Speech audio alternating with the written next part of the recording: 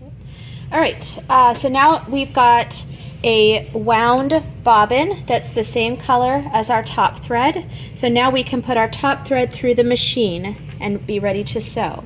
So now we're following the solid line in the picture up here, the solid line or the individual number 1. Okay, so I'm going to hold my thread with my right hand and pop it up through this little hook, around this little arm, and then follow it through this channel. There's a number 2 right here that tells us to go down, a number 3 right here that tells us to come back up, and a number 4 right here that tells us to start on the right side, go left, and then come down. I'll show you that.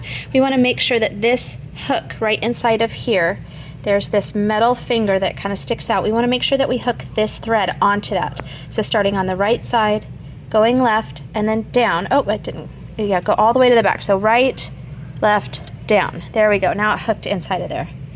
Okay, so that's step number 4. Now we've got a visual down here for step number 5. It has an arrow down, and that's because step number 5 is actually right above the needle. So find the needle, go all the way to the top of it, and right here is a little hook. So I'm going to turn my thread sideways, go through that little hook right there, and then step number 5 is done.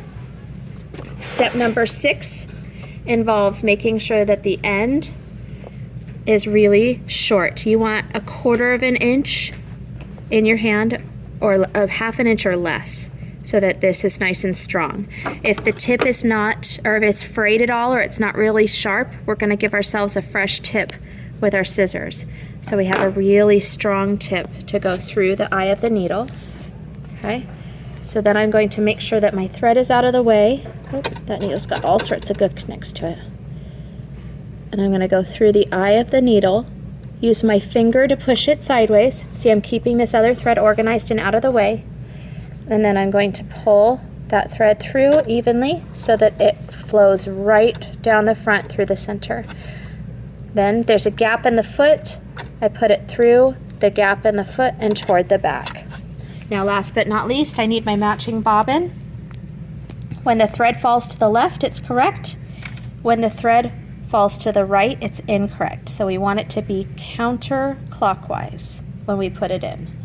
And then we just drop it into that little hole, go around this little hook, all the way up around the path, and then put your finger on it for a little pressure, cut it off. You've got another thread cutter right here.